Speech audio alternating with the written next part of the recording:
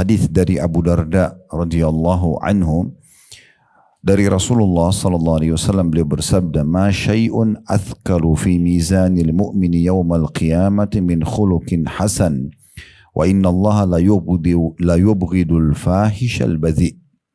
Artinya tidak ada sesuatu yang pahalanya lebih berat dalam timbangan amal seorang mukmin pada hari kiamat nanti daripada akhlak yang baik. Dan sesungguhnya Allah benar-benar murka terhadap orang-orang yang berkata keji dan juga kotor. Dari hadis ini kita bagi menjadi beberapa faedah dulu. Baru kita masuk ke lanjutan bahasan di bawahnya. Yang pertama, pentingnya seorang mukmin peduli dan mencari tahu amalan-amalan yang terbaik yang dia bisa memberatkan timbangan amalnya hari kiamat. Tentu kita sudah faham sama-sama timbangan amal kalau berat, timbangan amal soleh akan memudahkan dia lolos masuk ke dalam surga. Berikut juga akan menambah derajat dia atau fasilitasnya di surga. Jadi fasilitas di surga sangat beragam dan bertingkat-tingkat. Nah, kita bisa meraih derajat-derajat tinggi di surga dengan memperberat amal soleh kita. Semua amal soleh tentu masuk dalam pemberatan timbangan amal. Sebagaimana juga semua perbuatan dosa akan memberatkan timbangan dosa yang bisa terancam dengan neraka. Nah, tetapi di sini dalam hadis ini dijelaskan tentang amal apa kira-kira yang paling banyak dan memberatkan timbangan amal pada hari kiamat nanti. Tapi pelajaran pertamanya adalah bagaimana kita selalu peduli dengan ini. Seorang mukmin dan mukminah harus selalu berpikir dari amal soleh ke amal soleh yang mana lagi. Dan sudah pernah saya berbagi ibu-ibu sekalian tentang metode bagaimana kita memperbanyak amal kita di satu jenis ibadah itu sendiri. Yang pertama tentunya dengan keikhlasannya. Jadi bagaimana kita ikhlas agar amal itu diterima. Karena kata Nabi SAW, "Inna Allah la yaqbalu amalan illa ma kana khalisan liwajhi." Allah tidak akan pernah menerima sebuah amal kecuali yang ikhlas karenanya. Jadi kalau kita ikhlas maka akan diterima. Artinya kalau ibu menyisipkan sedikit saja riya, ingin dipuji oleh orang atau ujub, berbangga-bangga karena sudah mengerjakan ibadah itu, maka itu akan mencoreng atau bahkan tidak akan diterima amal tersebut sehingga sia-sia. Kata Nabi SAW dalam hadis yang lain, "Al-yasiru minar riya syirk." Sedikit saja riya sudah syirik. Artinya tidak diterima oleh Allah Subhanahu wa taala. Saya mengingatkan kembali di bab jihad, pernah kita bahas kitab jihad beberapa waktu yang lalu. Ada sebuah hadis Nabi SAW ditanya oleh seorang sahabat, "Ya Rasulullah, saya berperang, saya ikhlas karena Allah. Saya memang ingin cari pahalanya gitu ya. Tetapi saya ingin mengikutkan itu dengan sedikit ya keinginan untuk popularitas supaya dianggap seorang kesatria, pahlawan, pemberani atau bahasa-bahasa yang mirip sama ini. Kira-kira saya dapat pahala enggak?" Kata Nabi SAW, "Tidak akan dapat pahala." Padahal cuma sedikit. Artinya betul dia keluarkan harta karena Allah, dia berperang karena Allah, tapi dia ingin melintaskan di hatinya perasaan ini. Kira-kira dapat pahala jihad enggak? Kata Nabi SAW, "Tidak ada." Orang itu ulangi 3 kali Nabi SAW ulang-ulangi. Sampai akhirnya beliau menutup hadisnya sambil mengatakan, sesungguhnya Allah tidak akan menerima amal kecuali yang ikhlas karenanya. Jadi ini hal pertama yang harus diperhatikan dalam amal sehingga nanti memberatkan timbangan ya, amal soleh kita pada hari kiamat. Harus ikhlas. Ikhlas berarti tidak ada indikasi duniawianya, tidak ada hubungannya sama makhluk. Ada orang lihat, tidak orang lihat, kita tetap kerjakan ibadah tersebut. Orang puji, nggak puji, tetap kita kerjakan. Dan kita selalu menjaga kualitasnya karena kita tahu kita butuh dengan amal tersebut yang akan kita terima pahalanya pada hari kiamat nanti. Ini cara dan metode pertama yang tidak boleh luput dari setiap muslim agar timbangan amalnya berat hari kiamat. Yang kedua adalah bagaimana dia memarketingkan ibadah itu. Ini sudah pernah kita sampaikan. Memarketingkan artinya daripada ibu sholat tadi seperti duhur sendirian, lebih baik ibu ajak orang lain. Orang di sekitar kita saja. Misalnya kalau di rumah diajak asisten rumah tangganya, diajak anaknya, diajak saudaranya, diajak suaminya. Siapa saja, ayo sholat yuk misalnya. Ajakan ini seperti kita sedang memarketingkan tanda kutip ibadah itu. Nah, ajakan ini masuk dalam hadis Nabi SAW, siapa yang menyuruh pada satu kebaikan, maka dia akan panen pahala orang yang mengikutinya tanpa mengurangi sedikitpun dari pahala orang yang mengikutinya. Jadi ini poin penting sekali. Jangan kita mengerjakan ibadah sendirian. Usahakan ada orang yang bisa kita ajak. Kalau di rumah kebetulan ibu lagi sendirian dan tidak ada orang, ya sudah ibu coba share di grup misalnya. Di grup keluarga, di grup ibu-ibu pengajian, di grup misalnya teman-teman bisnis atau siapalah ya yang kita bisa share setengah jam sebelum waktu duhur, misalnya kita kirim sebuah hadis atau kirim jadwal sholat misalnya, contoh ya. Maka itu banyak sekali yang bisa kita lakukan sehingga kita berharap mungkin dari 100 orang di grup itu 10 orang aja yang ikut. Kalau 10 orang ini ikut sholat karena dia teringat misalnya, maka kita dapat pahala kita dan kita dapat pahala mereka. Ini sudah pernah saya kasih contoh, kalau misalnya kita sholat dapat 10 pahala. 10 orang yang lain yang ikut mendengarkan kita, mungkin dia ada di satu kota yang lain lah. Misalnya lagi di Bogor, lagi di mana dia di Bandung, atau dia mungkin di kota lain, terus kemudian dia tiba-tiba ngingat gitu. Anggap 10 orang ini terpencar di seluruh Indonesia. Masing-masing kita dapat 100 pahala misalnya dengan sholat kita. Mereka dapat 100 pahala masing-masing. Atau kita dapat 10 pahala. Ini angka 10 dan 100 cuma contoh. Anggaplah kita angkat angka 10 saja. Saya dapat 10 pahala karena saya sholat. Tapi karena saya ajak orang lain 10 orang. Dan semuanya akhirnya ngingat, oh iya ya sudah waktu duhur. Sholat yuk misalnya. Atau sebentar lagi sholat misalnya. Lalu mereka sholat semuanya. Mereka dapat masing-masing 10, 10, 10, 10. Kalau kita akan diberikan 10 kali 10 orang itu. Berarti kan 100. Artinya kita mengerjakan sholat yang sama. Energi yang kita keluarkan sama. Waktu yang kita luangkan juga sama. Tapi pahalanya ekstra. Hanya dengan mengajak orang lain. Dan ini ditarik dalam semua ibadah. Kalau kita dapat informasi tentang kegiatan sosial pembangunan masjid. Jangan sendirian. Share ke orang lain. Kita dapat informasi pengajian dan diizinkan misalnya untuk meng-share, kita share. Atau ambil potongan-potongan ceramah daripada ustadz-ustadz kita cukup banyak. Di Instagram kami cukup banyak ceramah yang kami sudah potong-potong 1 menit saja. Setiap hari ibu ambil 1, ibu share. Dan mana kita tahu mungkin menjadi penyebabnya orang lain dapat hidayah. Dia jadi ingat tentang puasa Senin Kamis, dia jadi ingat tentang sholat malam, dia jadi ingat tentang sholat duha, dia jadi ingat tentang zikir pagi petang, dia jadi ingat tentang haji dan umroh atau apalah. Nah semua itu bisa dan itu tidak butuh apa-apa, cuma sekedar ngambil, di-download, lalu kemudian di-share. Itu sesuatu yang ringan sekali. Tapi kita tidak pernah tahu ya bagaimana efek daripada itu, tergantung kadar keikhlasan. Saya pernah berbagi di grup ustadz-ustadz teman-teman kami Tamatan Madinah. Kadang-kadang saya pilih sebuah hadis satu, kemudian saya coba kirim. Satu waktu saya kirim hadis yang sangat masyhur sebenarnya. Hadis yang kata Nabi SAW, "Man kana akhiru kalami la ilaha illallah dakhala al-jannah." Siapa yang akhir kalimatnya la ilaha illallah maka dia akan masuk surga. Orang muslim tahu semua hadis ini sebenarnya. Sebelum meninggal makanya ditalqin, dibantu orang yang sakit keras itu baca la ilaha illallah. Kalau dia sudah ucapkan, dia meninggal ada jaminan surga bagi dia. Itu sudah umum.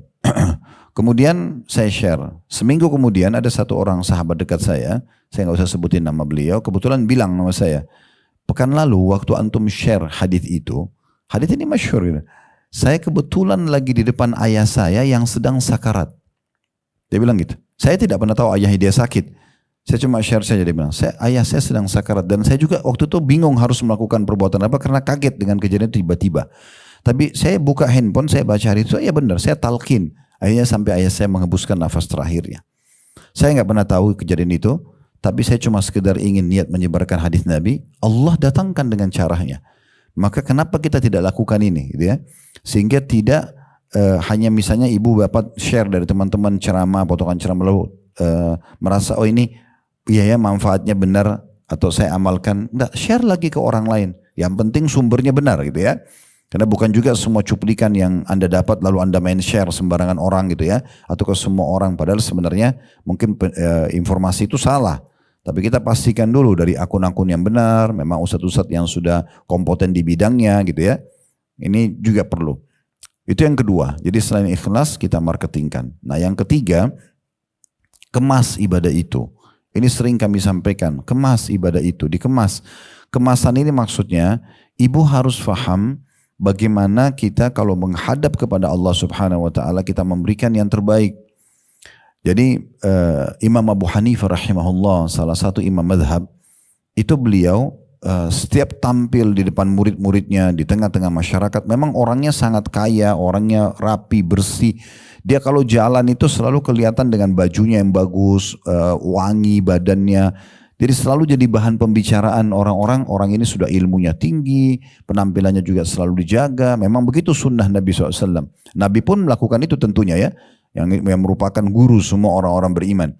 Satu waktu beliau lewat di depan murid-muridnya, lalu mereka lagi bicarakan dan dia sempat dengar segelintiran sedikit perkataan mereka yang mengatakan ini imam ini kayak kita kiai atau ustadz, ini Imam Abu Hanifah di depan kita saja begini penampilannya, bagaimana kalau dia berhadapan atau menghadap Tuhannya, maksudnya kalau lagi sholat malam.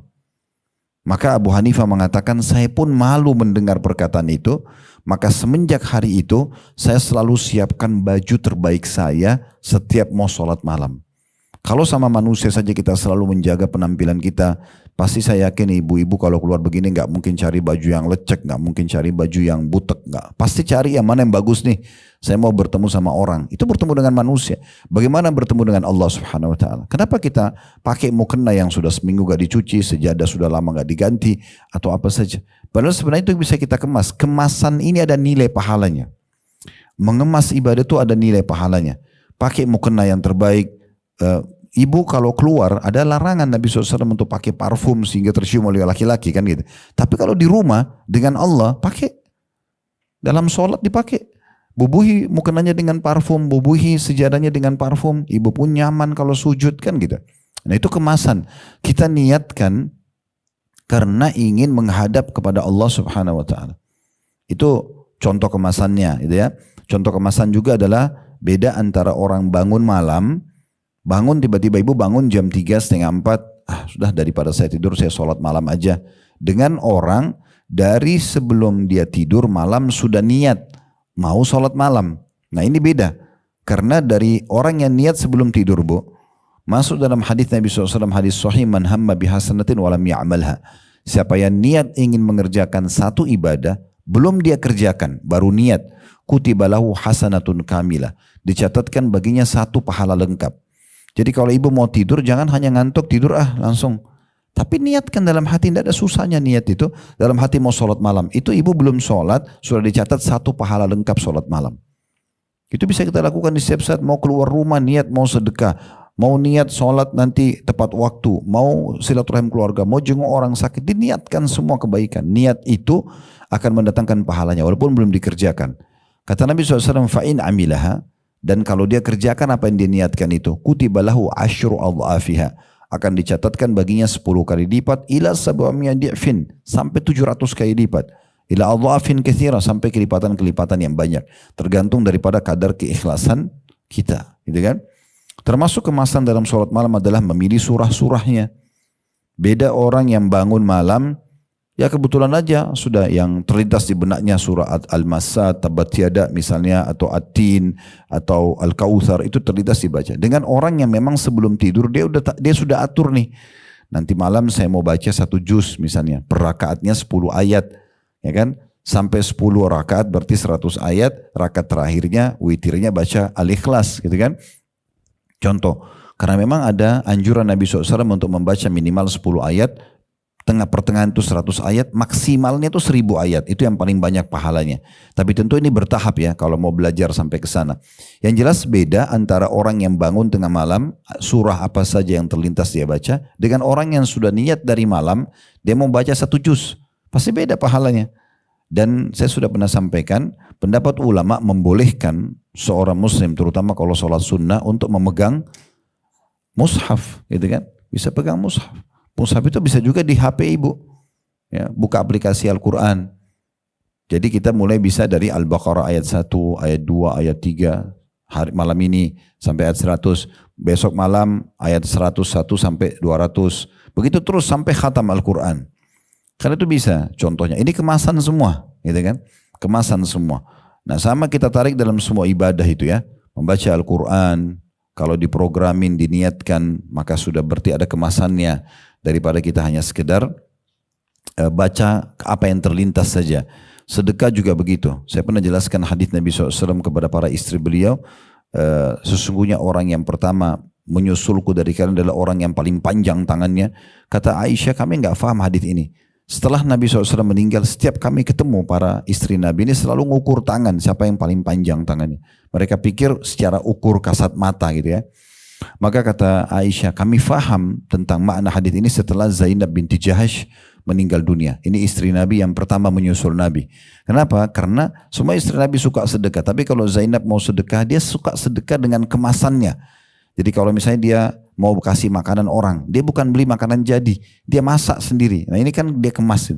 Kalau dia mau bagi untuk para mujahid, prajurit-prajurit yang berperang baju perang. Zaman dulu orang pakai baju besi, baju perang untuk menahan dari serangan musuh, maka dia jahit sendiri. Contohnya, semua tentu ada pahalanya, tapi kemasan ini punya ekstra, ya punya ekstra.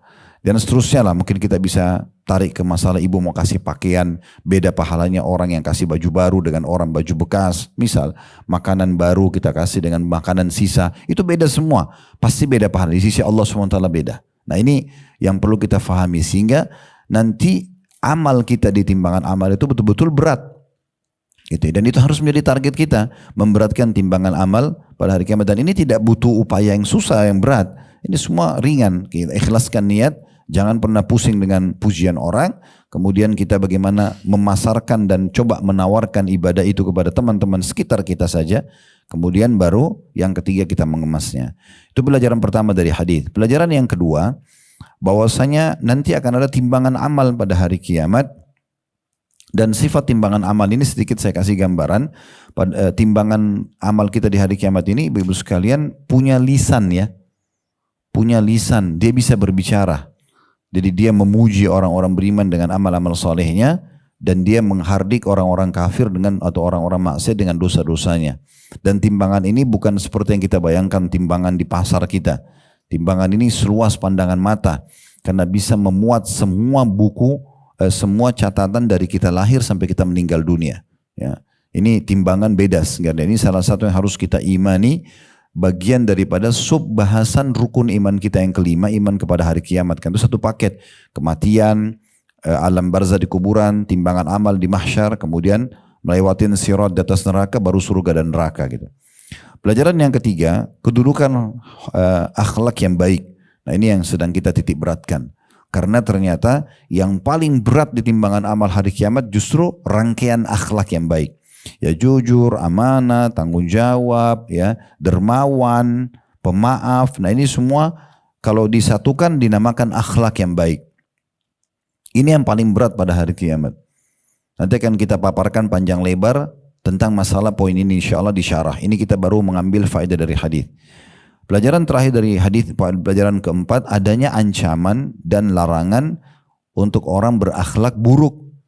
Nah di sini disebutkan ciri akhlak buruk itu adalah berkata keji, kotor, ya kasar. Itu terjemahan daripada al-fahish dan badhi.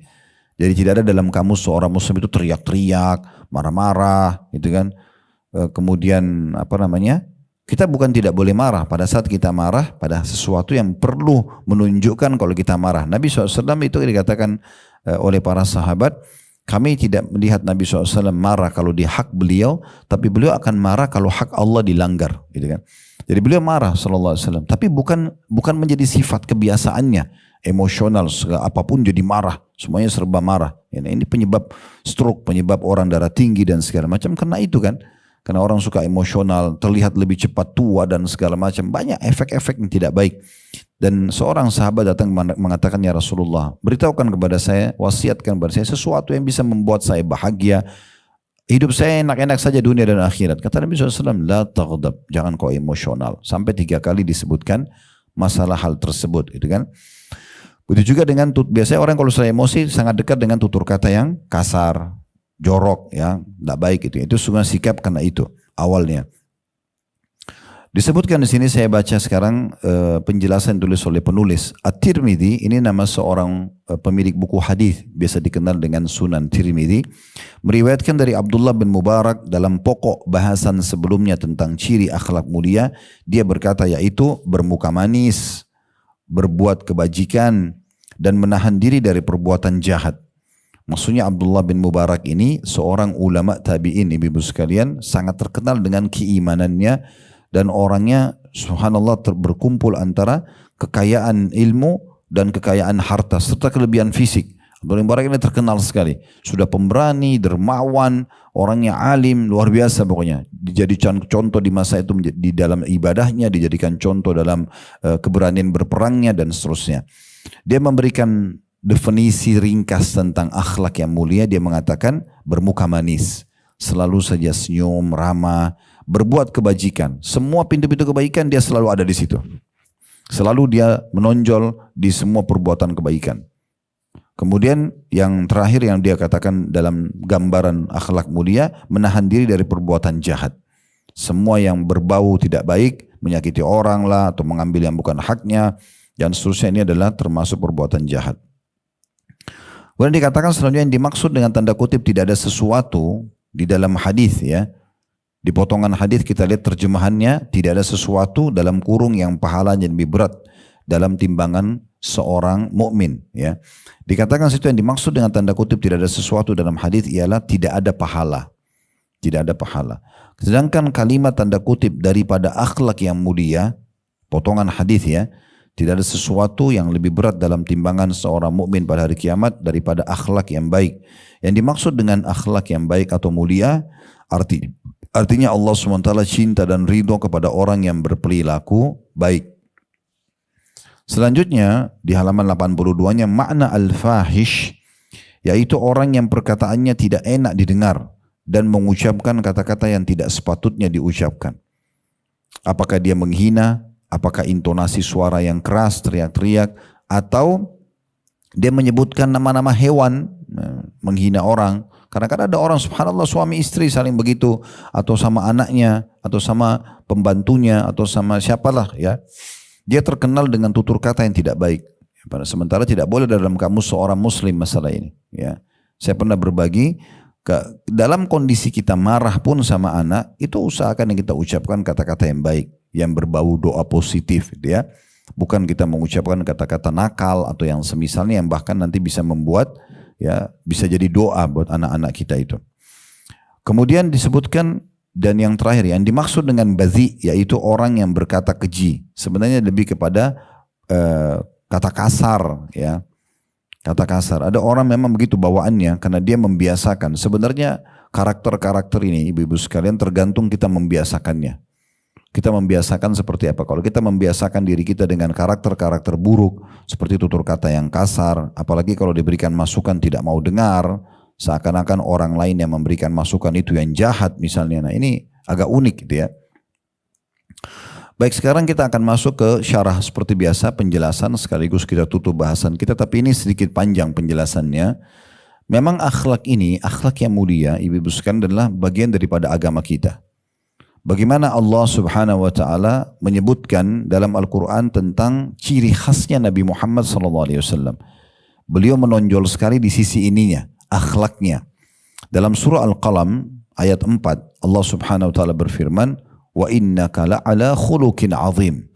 Hai Muhammad, sungguhnya kau benar-benar memiliki akhlak yang sangat mulia. Dan juga dalam ayat yang lain Allah mengatakan, "Walau kunta faddan ghalidhal qalbi lam faddu min hawlik." Hai Muhammad, kalau kau keras, kau kasar, ya, maka mereka semua akan pergi dari sisimu. Nabi Muhammad SAW ini punya akhlak yang luar biasa, yang sulit sekali untuk kita terapkan kecuali kita memang niat ingin menjadi orang-orang beriman. Karena pemaaf terhadap orang yang jahat sama beliau, dermawan terhadap orang yang kasar sama beliau. Kita kan kalau maafin orang yang datang minta maaf, dia merengek-merengek, mungkin kita masih lebih gampang maafin. Nabi Muhammad SAW bukan itu levelnya. Levelnya di atas itu. Udah disakitin, ya, dengan kondisi kasar beliau maafin. Itu kan levelnya luar biasa itu. Ya. Bagaimana pada saat beliau sedang membagi-bagi harta rampasan perang di lokasi Hunain setelah pembebasan kota Mekah, itu ada orang-orang yang datang terus mendorong beliau dan mendesak beliau sampai beliau terdorong dan jubah beliau tergantung di salah satu dahan pohon, dan orang terus saja minta dengan kasarnya. Lalu kata Nabi SAW, "Tenanglah hai para manusia, kembalikan dulu jubahku karena sudah jatuh, nanti tersingkap badan, dan apapun yang Allah berikan kepadaku maka aku akan berikan pada kalian. Dan setelah itu pun, setelah aku kasih pun, kalian tidak akan temukan aku termasuk orang yang bakhil ataupun pengecut. Setelah ini pun aku kasih kalian dan kalian masih minta, aku masih punya, aku akan kasih. Salah satu ciri Nabi Muhammad SAW adalah beliau tidak pernah menolak siapapun yang minta. Ini level tertinggi dalam kedermawanan. Itu luar biasa gitu. Jadi setiap ada orang datang minta, Nabi tidak pernah tolak. Dia berusaha memberikan, walaupun tentunya kita tahu biasanya kalau orang itu berulang-ulang minta, kadang-kadang ada godaan syaitan, ini orang gak tahu diri, minta terus, apalah segala macam. Tapi itu bukan sifat orang mukmin. Bagi dia berikan kepada orang yang sama minta atau orang lain, sama saja. Intinya kan dia bersedekah. Cuma syaitan mengelabui kita seakan-akan kok orang-orang ini aja sih. Dan terus kita mau cari manusia baru. Kan yang ini sudah sama saja. Kita bantu orang yang sama atau kita bantu orang lain, intinya kita bersedekah. Kan gitu. Jadi kita lihat kepada esensinya ini, tujuannya dan target utama adalah kita bersedekah. Sudah selesai, cukup itu saja. Nah level ini luar biasa nih. Susah untuk atau tidak pernah menolak orang yang minta. Dan itulah disebutkan oleh hadis Jabir, sahabat Nabi yang mengatakan Nabi SAW tidak pernah menolak orang yang meminta. Sampai pernah dalam majelis beliau ada orang datang minta. Nabi SAW baru dapat berapa banyak keranjang-keranjang isinya kurma yang baru dipanen dan sangat ranum. Itu buat Nabi. Nabi bisa nikmatin, apalagi beliau banyak keluarganya. Beliau bisa taruh di setiap rumahnya misalnya. Tapi beliau begitu dikasih, ada orang datang minta dikasih. Dan Nabi itu sifatnya kalau kasih bukan kasih sekilo, sebutir, sekeranjang suruh bawa pergi. Udah. Jadi kita itu kalau mau kasih dan ibu kalau mau lihat bagaimana maksimal balasan Allah, coba buat kejutan buat diri kita sendiri deh. Kasih orang yang kita belum pernah kasih sebelumnya. Coba aja gitu ya. Itu karena Allah subhanahu wa ta'ala, antara ibu sama Allah. Nanti ibu akan lihat kejutan juga yang datang luar biasa. Selama kita perhitungan di jalan Allah, Allah juga perhitungan dengan kita. Begitu sabda Nabi SAW kepada Asma radhiyallahu anha, la tuki fayukillahu alaiki. Jangan kau perhitungan maka Allah juga perhitungan denganmu, gitu kan? Jadi Nabi SAW kasih sampai habis semuanya, ternyata masih ada yang minta. Terus wajah Nabi jadi murung karena nggak punya sesuatu lagi yang mau dikasih. Saking cintanya beliau dengan sifat kedermawanan itu. Maka pada saat itu Umar mengatakan, ya Rasulullah, Allah tidak bebankan Anda di atas kemampuan Anda. Maksudnya Anda, kita sudah saksikan sendiri Anda kasih orang nggak nanggung-nanggung, ini kasihnya luar biasa sampai habis. Nabi pun tidak cicipin satu buah kurma pun dari yang dikasih sama orang-orang gitu. Maka Nabi SAW diam, Nabi nggak respon Umar. Ali bin Abi Thalib, kebetulan ada sebelah Nabi, korek kantongnya ditemukan ada 3 dirham. Dia mengatakan, ya Rasulullah, ini sisa uang saya. Silakan Anda berikan kepada siapa yang Anda inginkan. Langsung Nabi berubah jadi senyum. Dan beliau mengatakan, bihadza umirtu, dengan inilah aku diperintahkan. Ini kan sifat luar biasa ini. Jadi memberi kepada orang pun, walaupun orang kasar pada beliau, memaafkan pada orang-orang yang memang justru menyakiti. Nah, semua itu levelnya luar biasa. Nah, kalau kita bisa terapi diri kita dan membiasakan ya, training maksud saya, lebih tepatnya training diri kita untuk bisa mencapai level-level yang lebih tertinggi dari sebuah akhlak, itu sangat bagus. Karena kalau kita targetnya misalnya mau lulus dengan angka 10, kita semua mungkin pernah sekolah, misal contoh angka 10 tertinggi. Kalau kita targetnya angka 10, maka kalau kita tidak dapat 10 minimal kita ada 8 atau 9. Nah, gitu. Tapi kalau angka yang kita kejar angka lulus, misalnya angka lulus 6, angka lulus, kita bisa dapat 6, bisa dapat 5, bisa nggak lulus. Kalau saya begitu dulu pada saat kuliah, sekolah, target saya adalah harus nilai tertinggi. Sehingga saya tidak jauh dari nilai itu.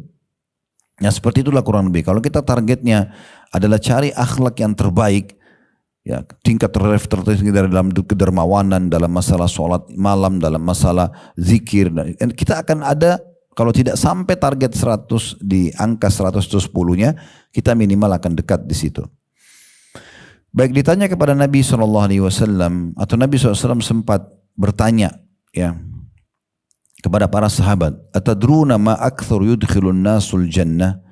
Apakah kalian tahu amalan apa yang paling banyak dan cepat membawa orang masuk ke dalam surga? Maka sahabat terdiam. Karena ini Nabi nanya. Sebenarnya Nabi nanya ini, Nabi tahu, cuma Nabi ingin tahu responnya para sahabat. Nah adabnya juga para sahabat biasanya kalau sudah seperti ini, mereka diam atau mereka hanya mengatakan Allah dan Rasulnya lebih tahu. Walaupun mereka tahu, mereka tidak mau mendahului Nabi SAW. Maka Nabi SAW mengatakan, taqwallahi wa husnal khuluq. Dua hal yang paling banyak membawa orang masuk dalam surga dan sangat cepat, takwa kepada Allah. Selalu patuh. Allah perintahkan, kerjakan. Mau wajib atau sunnah, dia nggak milah-milah. Allah larang, haram dan makruh ditinggalkan. Selesai. Ya, itu takwa. Makin ibu fokus kepada semua perintah Allah tanpa memilah wajib atau sunnah, semua cepat dikerjakan semampunya, dan yang haram dan makruh pun ditinggalkan. Kayak minum berdiri, makan sambil jalan itu kan makruh hukumnya. Artinya ibu tidak dosa kalau ibu lakukan, tapi mengurangi sebenarnya bisa kalau kita tinggalkan kita berpahala. Maka itu semua dijaga. Kemudian yang kedua, husnul khuluq, akhlak yang baik. Ini yang paling cepat membawa orang masuk ke dalam surga. Kemudian beliau mengatakan lagi, atadruna ma aktsaru yudkhilun nasun nar? Apakah kalian tahu apa yang paling banyak membawa manusia masuk ke dalam neraka? Para sahabat juga diam karena mereka menghormati Nabi SAW dan mereka juga mau dengar informasi yang valid dari Nabi. Maka kata Nabi SAW, al-fammu wal-farj. Yang paling banyak membawa orang masuk neraka dan sangat cepat, mulutnya sama kemaluannya. Ya, lisannya itu. Kalau dia ngomong sembarangan, kasar, menghina orang. Kadang-kadang subhanallah ujian ini datang pada orang justru yang Allah kasih jabatan, Allah kasih harta, Allah kasih kelebihan fisik. Kita harus seperti padi, kan begitu bahasa pepatah kita ya. Jadilah seperti padi, makin berisi, makin berisi, makin menunduk, kan gitu.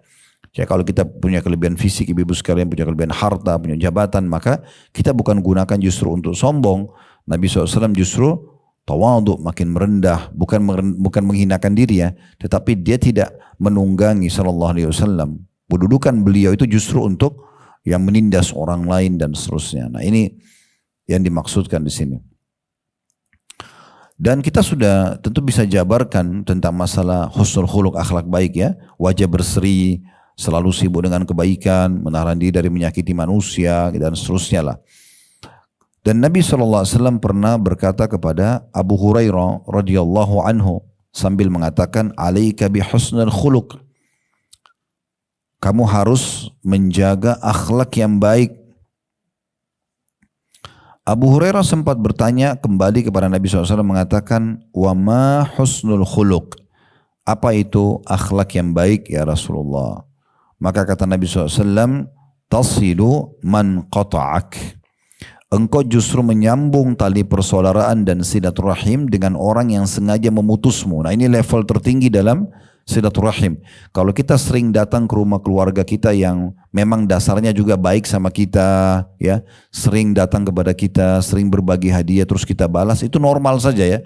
Tapi justru kalau ada keluarga yang putus hubungan, tidak pernah hubungin kita, tidak pernah mau tahu keadaan kita, tapi kita tetap silaturahim dengan mereka.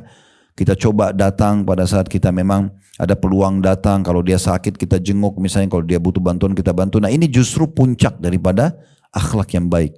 Nabi SAW mengatakan justru kau menyambung hubungan silaturahim dengan orang yang memutusmu. Yang kedua, wa ta'fu amman zalamak. Engkau memaafkan orang yang menzalimimu. Walaupun dia belum minta maaf.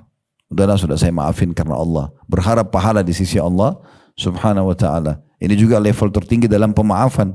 Saya tadi sudah kasih contoh itu, kalau ada orang yang datang ngerengek-ngerengek, minta sama kita maaf, mungkin masih umum kita memaafin. Tapi kalau orang yang tidak mau minta maaf, tapi di situ kita hadir justru memaafkan dia.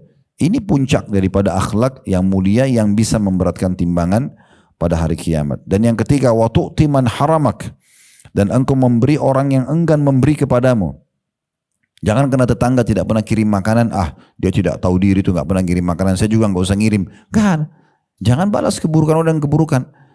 Kita pun sering kirim makanan ke tetangga tapi dia tidak pernah balas, nggak masalah. Kita dapat pahala kok. Nggak usah berharap pada saat piring kita dikirim kosong kembali lalu kita ngomel-ngomel. Orang ini tidak tahu, masa tidak tahu diri, masa piringnya dikirim kosong, udah tiap hari saya kirim. Berarti ibu cuma butuh pujian dia. Pujian dia cuma sepanjang lidahnya, sering kita sampaikan, tidak ada manfaatnya. Biarkan kita terus berbuat baik walaupun orang tidak membalasnya. Kita tidak butuh balasan dari manusia, ya. Ini hadis diriwayatkan oleh Al-Baihaqi tentang perintah Nabi SAW kepada Abu Hurairah untuk berakhlak baik. Lalu Nabi SAW jelaskan bagaimana puncak daripada akhlak yang baik. Menyambung hubungan silaturahim dengan orang yang memutus, memaafkan orang yang berzalim, dan juga bagaimana kita memberi dengan orang yang malas memberi atau enggan memberi kepada kita. Hadis selanjutnya hadis riwayat Ahmad, kata Nabi SAW, Inna rajula la yudrika bihusnil khuluqi darajat as-sa'imil qa'im.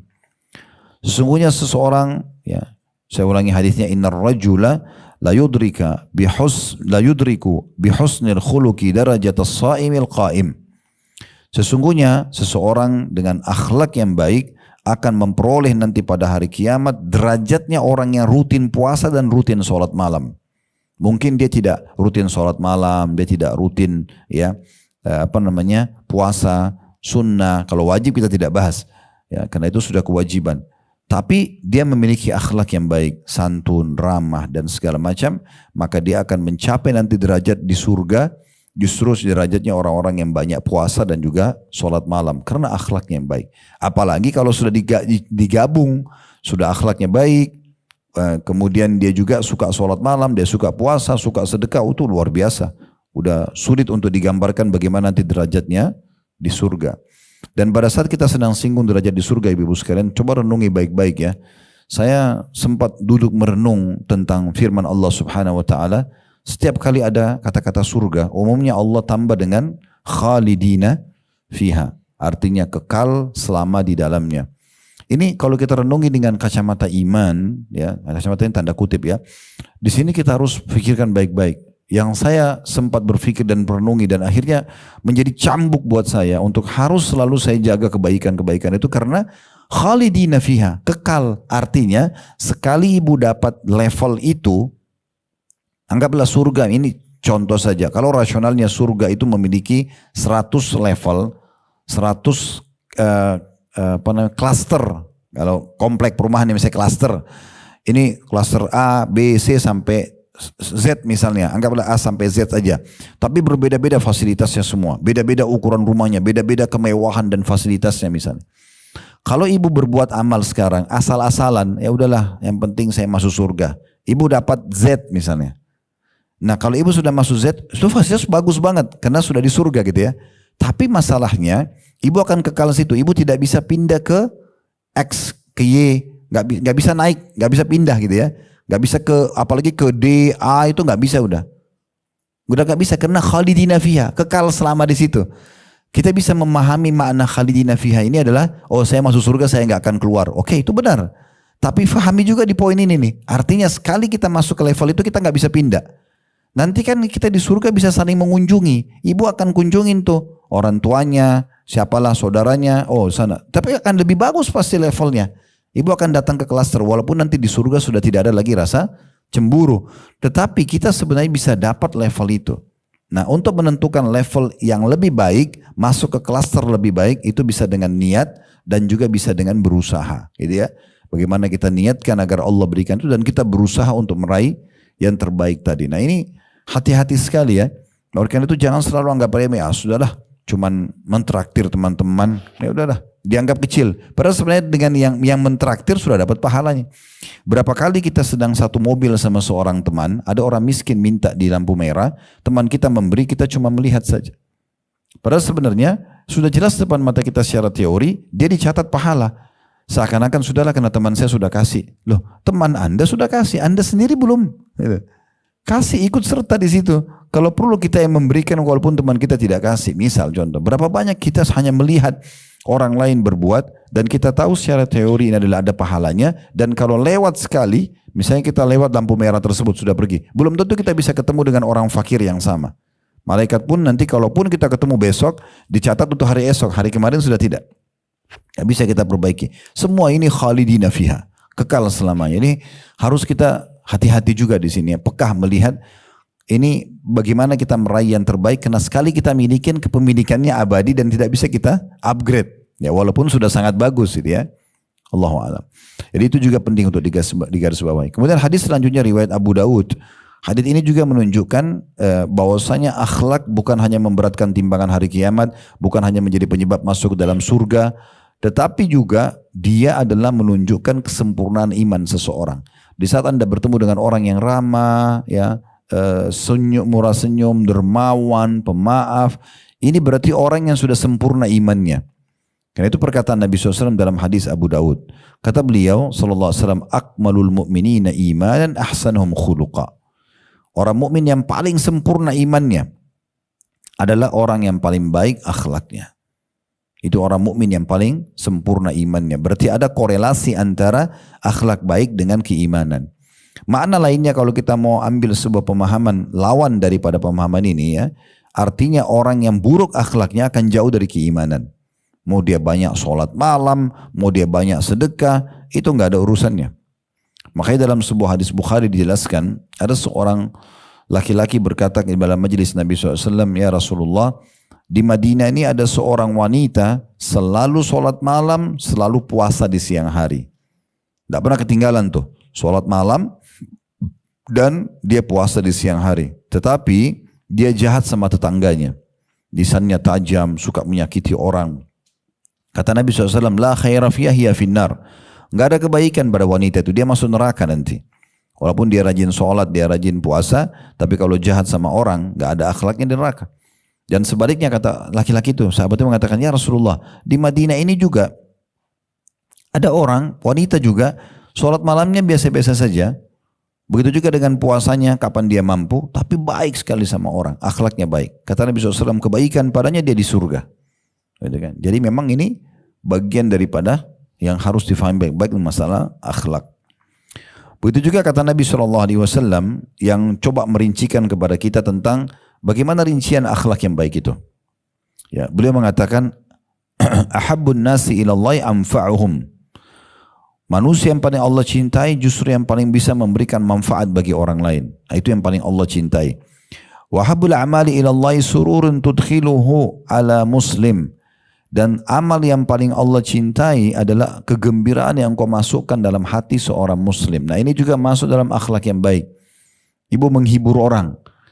Ya, dia lagi sedih atau tidak? Kalau dia lagi gembira, kita masuk kepada kegembiraannya. Lahir anak, berhasil suaminya atau apa. Selamat ya, semoga sukses lah terus, semoga gini. Kita masukkan, tambahkan. Itu ibadah itu. Masukkan kegembiraan dalam hati seorang muslim. Itu termasuk amal yang paling Allah cintai. Artinya paling besar pahalanya. Itu masuk dalam akhlak itu. Apalagi kalau lagi sedih.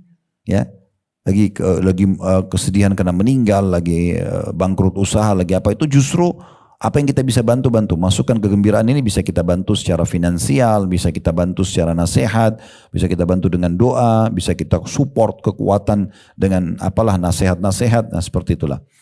Kemudian kata Nabi SAW, au takshif anhu, ya, au takshifu anhu kurbah. Atau kata Nabi SAW, engkau membebaskan kesusahannya.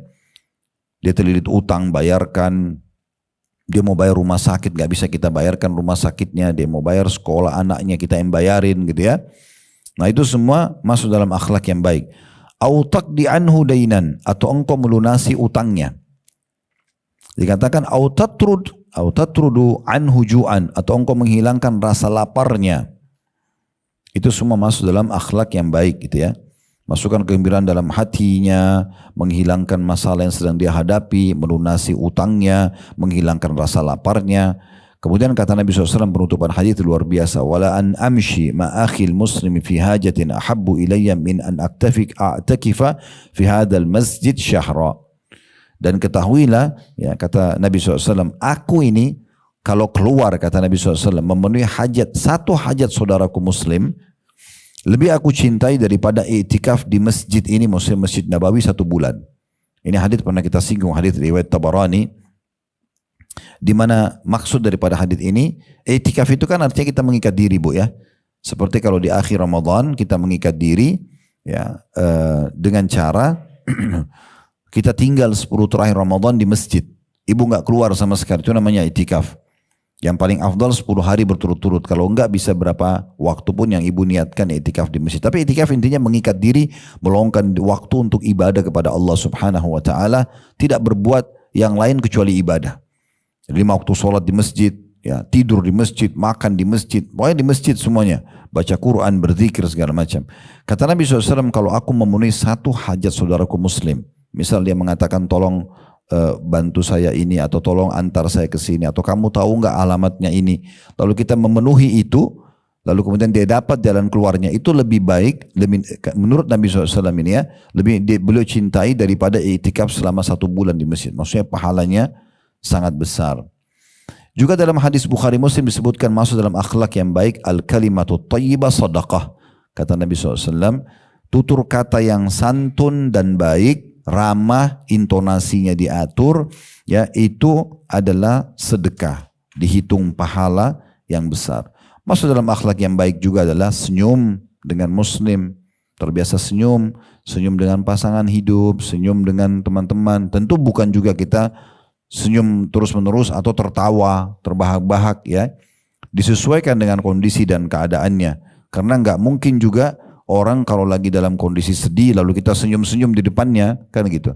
Tapi kita posisikan misalnya orang kalau lagi dalam kondisi sedih, ada masalah, kita justru datang, tunjukkan kepedulian kita, kita kayak masuk di dalam hidup dia, kita pun menunjukkan kalau kita sedih ada apa ya, apa yang bisa saya bantu. Kita nggak mungkin senyum-senyum di saat itu. Senyum di sini adalah disesuaikan kondisi dan keadaannya, gitu kan? Kayak misalnya kita baru pertama ketemu, mungkin ya, tegur sapa, itu masuk dalam hadits Nabi SAW riwayat Tirmidzi, tabassumuka fi wajhi akhika sadaqah. Senyum di wajah saudaramu dihitung sedekah. Jadi ini semua masuk dalam masalah akhlak-akhlak yang baik ya. Tentu masuk dalam juga kedermawanan dan segala macam gitu ya. Kemudian kita tinggal tutup tentang masalah juga ada hadis riwayat Ahmad. Ya ini keutamaan juga didapatkan bagi orang yang akhlak yang baik. Mereka akan bersama dengan Nabi SAW atau sangat dekat dengan Nabi SAW, istananya di surga nanti. Jadi bukan hanya sekedar memberatkan timbangan amal sebab masuk surga, tapi juga kita bisa dekat dengan Nabi SAW. Sebagaimana dalam hadis riwayat Tirmidzi dan Ibnu Hibban, kata Nabi SAW, inna aqrabakum minni majlisan yaumal qiyamati ahsanukum khuluqa. Sesungguhnya orang yang paling dekat kedudukannya di antara kalian dariku atau padaku pada hari kiamat nanti adalah orang yang paling baik akhlaknya. Itu yang paling baik akhlaknya. Nah ini berarti menandakan juga akan nanti masuk surga lalu tambah level yang sangat tinggi di bawah level para nabi-nabi karena memang akhlaknya yang mulia. Jadi ini semua menandakan memang akhlak yang mulia ini harus menjadi skala prioritas dalam pikiran kita. Nah sebagai penutup lawannya tentang sifat kasar, keras, dimulai dari tutur kata yang kasar, intonasi yang tinggi, tatapan mata yang melotot misalnya, tangan yang kasar. Biasanya ini bermula dari lisan. Kalau orang sudah terbiasa lisannya tajam, maka matanya akan biasa melotot, tangannya juga biasa melayang, seperti itulah ya. Dan biasanya ya tekstur tubuhnya pun orang seperti ini kelihatan kasar banget. Orang pun tidak merasa nyaman ya. Kita kalau lihat Bu, ada satu orang, mungkin maaf secara ekonomi biasa saja atau miskin kita anggap, mungkin fisik juga biasa, tidak ada paras, tidak dikatakan paras wajahnya cantik misalnya, kulitnya dan segala macam lah. Tapi kalau dia ngomong sama kita ramah, santun, kita pasti nyaman. Kalau ada orang yang sangat cantik, sangat kaya, sangat tinggi jabatan, tapi ngomongnya selalu kasar, saya yakin ini hanya karena masalah duniawi saja. Ya mungkin karena bawahan, mungkin karena ada urusan yang busuk dunia, habis itu akan ditinggalkan. Ya, akhlak itu akan sangat berbekas sekali. Ya walaupun sebenarnya fisik kita kurang, apalagi kalau Allah sudah kasih kita kelebihan fisik ditambah akhlak yang mulia, itu yang luar biasa. Ya, dan itu yang ada pada diri Nabi Muhammad SAW dan juga diwariskan oleh para sahabatnya. Makanya Abu Bakar, Umar, Uthman, Ali, Talha, Zubair, mereka terkenal sekali dalam kisah-kisah mereka dengan akhlak-akhlak yang mulia. Kita disuruh menjaga akhlak yang mulia ini bahkan ya dalam menghadapi musuh-musuh orang kafir pun. Ya, sudah pernah kita jelaskan masalah hukum syamata, ya, menghina orang lain. Nabi SAW melarang kita untuk menghina pasukan musuh, nggak boleh. Kita mengatakan, itu jumlahnya cuma sekian, pasti kita yang akan menang. Itu nggak boleh. Kalau pernah dengar kisah tentang perang Hunain, waktu itu jumlah muslimin 12.000 orang. Pasukan musuh lebih sedikit. Belum pernah umat Islam lebih besar pasukannya dibandingkan musuh. Kecuali di saat itu. Walaupun musuh itu jumlahnya 30.000 ya. Tapi pasukan inti mereka mungkin sekitar 10 ribuan. Sisanya perempuan sama anak-anak. Sengaja mereka naikkan di atas unta. Supaya kelihatan pasukan mereka besar. Ya, seperti itulah. Itu suku Hawazim waktu itu. Tapi waktu itu ada sahabat yang mengatakan, kita tidak akan dikalahkan dengan jumlah sebanyak ini. Karena itu saja Allah buat di awal peperangan umat Islam kalah. Jadi nggak boleh kita anggap remeh orang lain gitu ya. Jadi kalau Allah kasih ibu rumah yang bagus, Allah kasih fisik yang lebih, Allah kasih jabatan, ibu harus nikmatin dan bersyukur sama Allah. Jangan membuat justru kita merendahkan orang lain. Merendahkan orang lain bisa membalik keadaan. Umar bin Khattab mengatakan ini sebenarnya tidak mungkin terjadi karena laki-laki nggak mungkin hamil. Tapi dia ingin menyampaikan sebuah poin penting. Dia mengatakan, saya khawatir kalau ada seorang ibu yang sedang hamil perutnya besar lewat di depan dan aku mengatakan, ih perutnya besar ya, Allah ubah perutku pun menjadi besar. Jadi nggak boleh sama sekali merendahkan orang lain. Itu sampai pada level itu. Yang harus kita lakukan apa? Kalau ibu melihat sesuatu yang kurang pada orang lain tidak ada sama kita, kita bersyukur kepada Allah SWT. Justru karena tidak ada pada kita. Lalu kita coba bantu supaya dia keluar dari permasalahan itu. Daripada ibu mengejek temannya ibu, maaf yang di sebelah ibu mungkin bau badannya nggak enak. Oh bau badannya nggak enak misalnya. Lebih baik ibu kasih solusinya.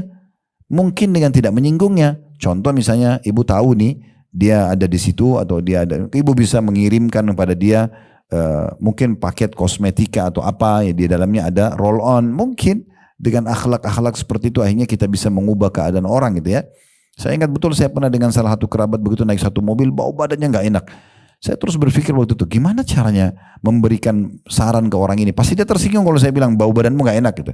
Tapi memang baunya nggak enak kena satu mobil gitu. Terus saya tiba-tiba Allah perlihatkan saya ngeliat minimarket waktu itu saya bilang sama supir tolong berhenti sebentar. Saya turun lalu saya belanja apa yang biasa saya beli aja, biasa saya pakai sederhana roll onnya apa gitu. Saya beli terus saya beli juga beberapa snack, saya bagi di mobil lalu saya mengatakan ini tadi saya beliin antum nih. Siapa tahu cocok ini yang biasa saya pakai. Sebenarnya saya sedang ingin dia berbaikin keadaannya dan alhamdulillah semenjak itu sampai sekarang kalau saya ketemu nggak pernah cium bau badannya. Mudah-mudahan karena itu ya kita berikan pada dia solusi daripada cuma tahu menghina kan gitu. Apa manfaatnya kita menghina? Nggak ada. Bisa saja Allah datangkan orang itu di hadapan kita dengan akhlak dia yang buruk, dengan penampilan dia yang buruk. Justru Allah mau kita raih pahala dari dia. Kenapa kita jadikan itu sebagai ajang ejekan? Malah akhirnya jadi dosa buat kita. Bukan kita jadikan sebagai ajang justru kesempatan untuk memperbaiki keadaan. Ini kan juga pernah saya kasih contoh dengan masjid ya. Waktu kita bahas itu hari. Daripada ibu pada saat mampir di sebuah masjid, masjidnya kotor misalnya, karpetnya bau, misalnya panas masjidnya, WC-nya kotor, ibu hina-hina, lebih baik ibu punya andil di situ daripada ibu hina rumahnya Allah. Kan itu. Oh, masjidnya kotor bau, jangan sholat di sana. Setiap ada bahan cerita langsung cerita masjid itu.